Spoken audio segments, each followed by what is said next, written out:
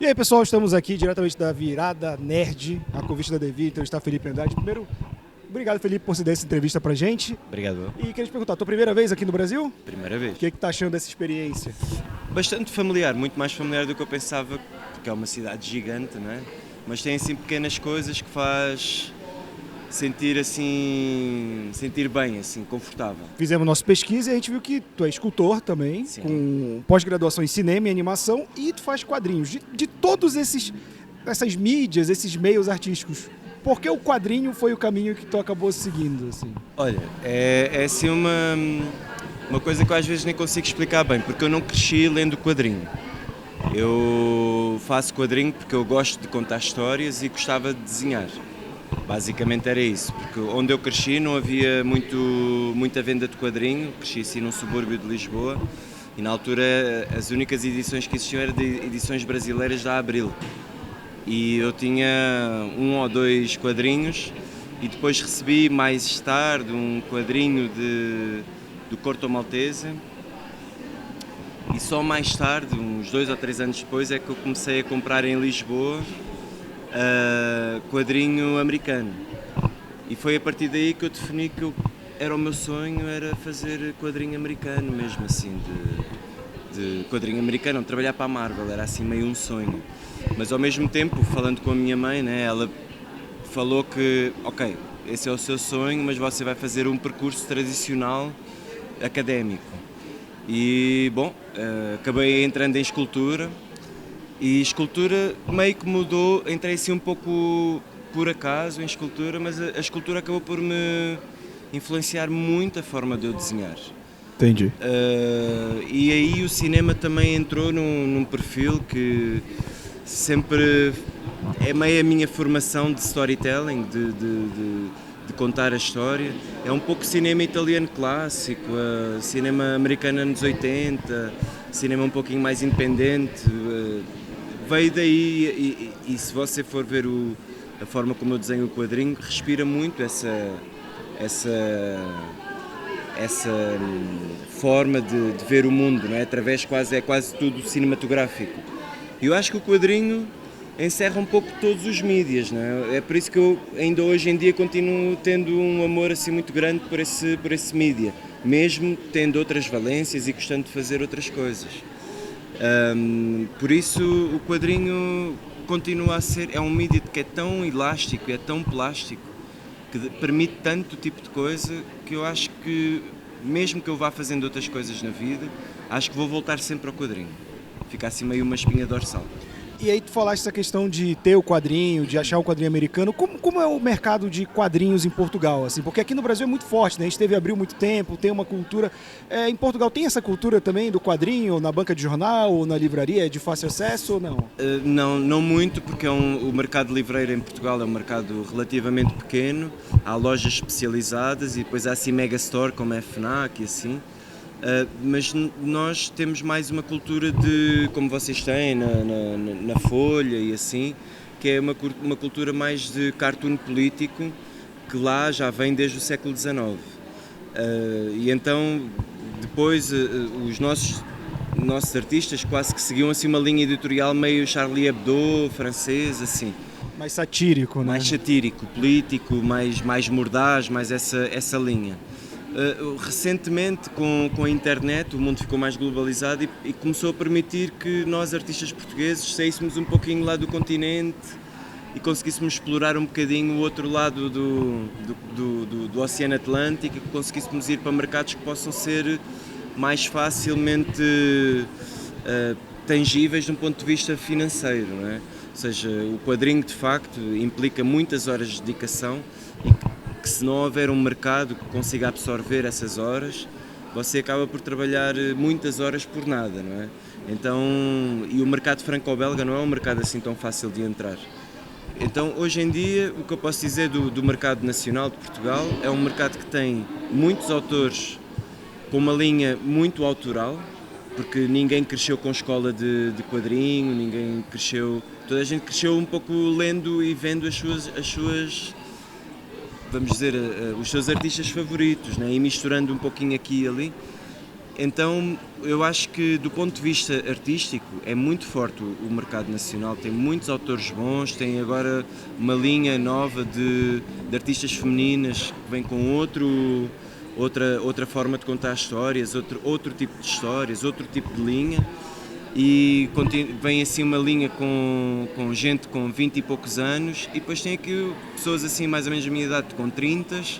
E depois tem assim uma linha forte também do pessoal com 40 e alguns com 50, etc, etc.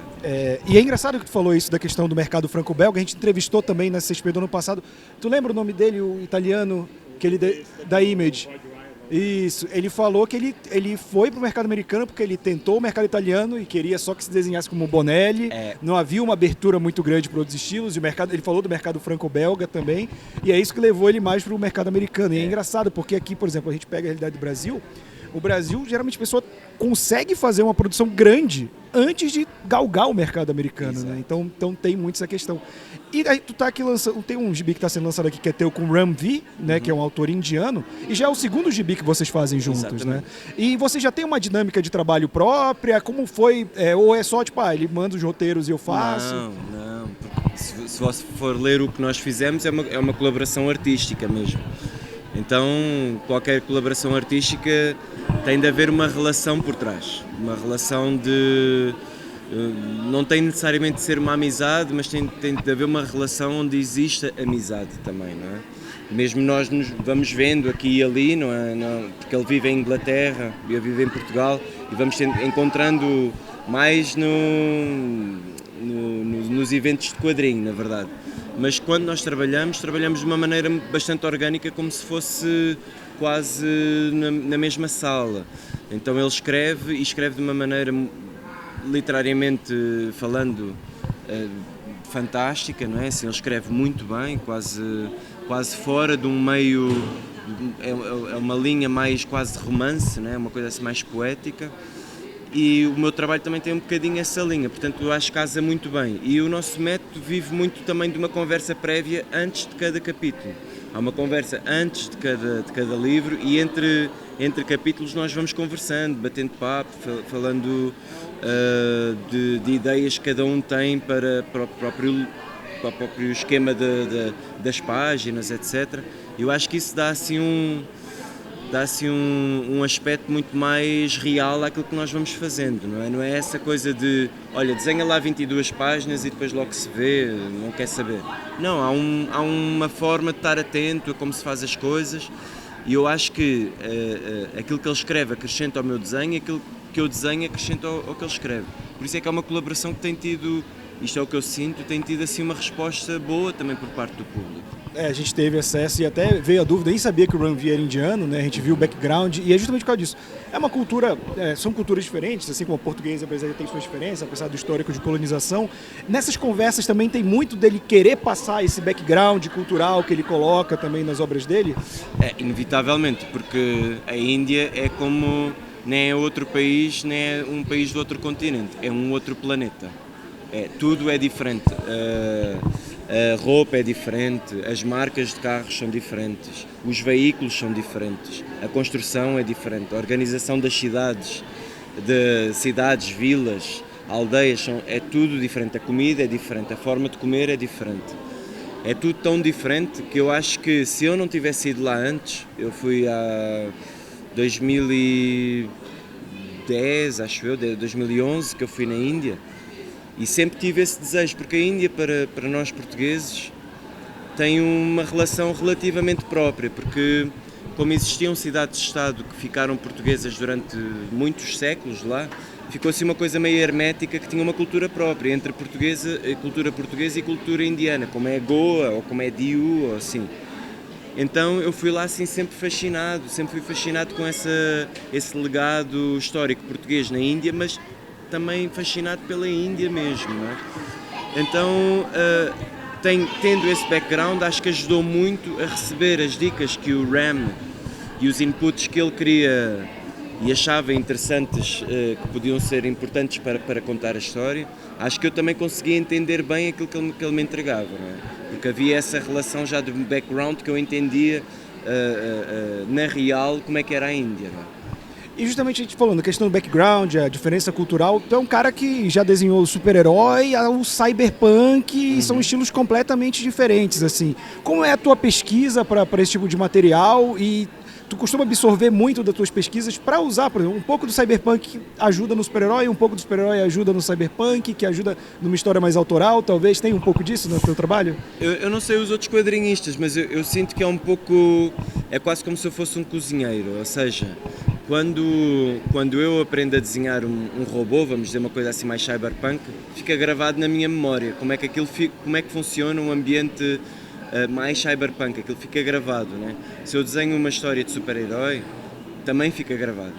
Então, meio que vou ficando com uma enciclopédia própria de formas de desenhar e de formas de acrescentar ao visual que já existe, como é que eu acrescento coisas que eu também sinto que podem ser interessantes, assim, do ponto de vista estético, assim.